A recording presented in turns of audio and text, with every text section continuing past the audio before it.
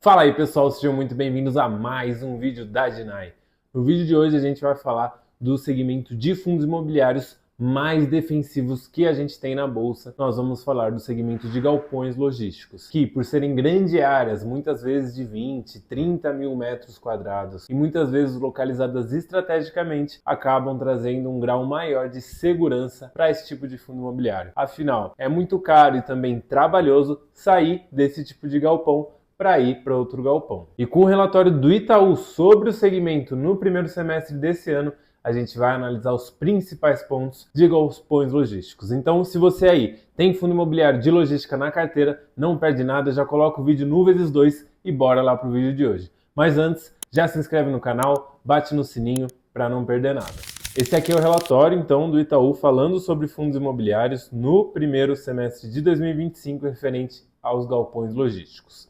E logo de cara a gente já vê uma informação muito interessante, que 2024 encerrou o ano com a taxa de vacância em 8,28%, ou seja, a menor da história. Só para a gente ter ideia, nos últimos 3 anos antes de 2024, a vacância média girava ao redor dos 10%.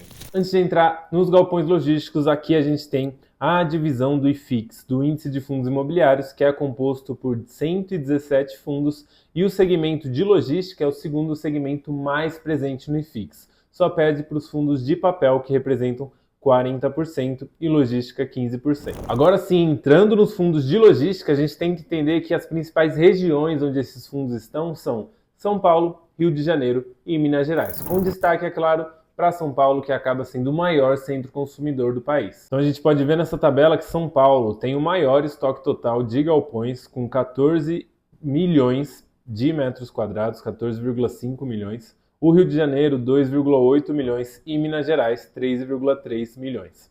A taxa de vacância em São Paulo é a menor entre os três estados, 8,3%. Já em Minas é de 11,8% e no Rio de Janeiro é de 12,6%.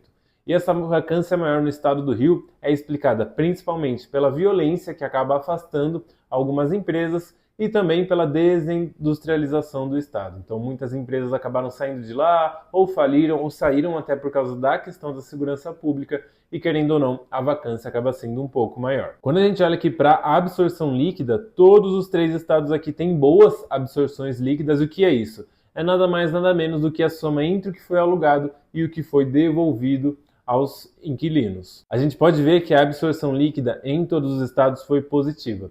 E o que é isso? Nada mais é do que o que foi alugado e que os inquilinos deixaram, ou seja, a soma disso dá a absorção líquida. Então, em São Paulo, alcançou quase 200 mil metros quadrados, no Rio, 137 mil, e em Minas Gerais, 9 mil. Já o preço médio pedido é maior em São Paulo, sendo R$ 28,18 por metro quadrado, em Minas, 27,96 e no Rio acaba sendo bem mais baixo, 24,68. Olhando aqui pela composição da ocupação dos setores, a gente vê que bens de consumo, e aqui a gente está falando de Magalu, Casas Bahia, Amazon, Mercado Livre, representam cerca de 37% de todos os locatários dos galpões. Depois a gente tem transporte e logística, produtos industrializados, alimentos, bebidas e tabaco. Olhando aqui a composição da ocupação por setor e por classe de imóvel, a gente pode ver que quanto maior for essa barrinha laranja em relação às outras, a gente entende que é um setor que tem mais bala na agulha para conseguir pagar por imóveis com um padrão construtivo maior.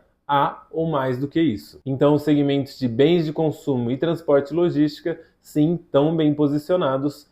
E alimentação, farmácias e lojas, alimentos, bebidas e tabaco também são setores que estão bem posicionados. Indústria automotiva também muito bem, farmacêutica e de eletrônicos, enfim. Nesse gráfico a gente consegue ver a absorção líquida. Então, como vocês podem ver aqui, ela em quase todos os trimestres foi positiva. A gente está vendo desde o terceiro trimestre de 2019. Lá em 2021, em 2022 teve algumas quedas, mas de resto sempre tivemos boas absorções líquidas, com destaque para São Paulo, que é essa barrinha preta aqui e que representa a maior fatia desse mercado. Aqui a gente tem a evolução da vacância, então ela cai consistentemente em praticamente todos os estados. Aqui em Minas Gerais ela caiu bastante, foi quase a zero entre 2021 e 2022 e vem subindo consistentemente nos últimos trimestres, muito por causa dessa mudança fiscal que a gente está tendo no país, a reforma tributária.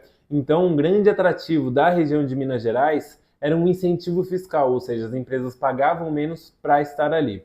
Agora, com toda essa mudança, há uma incerteza nesse mercado, o que também está motivando esse aumento da vacância. Mas, no geral, no Brasil e nos outros estados, a vacância vem em queda. Aqui a gente tem a evolução do estoque total e da vacância física. Então, como a gente pode ver aqui, o estoque total passou de 20,6 milhões de metros quadrados e a vacância física foi caindo bastante. Ou seja, mesmo com novos estoques entrando, a locação desses imóveis é maior do que a entrada desses novos imóveis. Ou seja, a vacância vai diminuindo ao longo do tempo. Para os próximos trimestres, a gente já tem aqui projeções de novo estoque, principalmente olhando aqui no estado de São Paulo, querendo ou não, acaba sendo maior. Então, para o quarto trimestre de 24, o primeiro desse ano, o segundo e o terceiro, o estado de São Paulo acaba sendo a maioria nesses novos estoques. Aqui a gente tem a evolução do custo de ocupação, então Minas Gerais subiu bem esse custo de ocupação, Rio de Janeiro veio subindo bem a partir do segundo trimestre de 2024, e São Paulo foi o que mais veio subindo aqui numa toada meio que ok. E aqui, como eu falei para vocês, a região de Minas Gerais, principalmente Extrema, que é um polo logístico,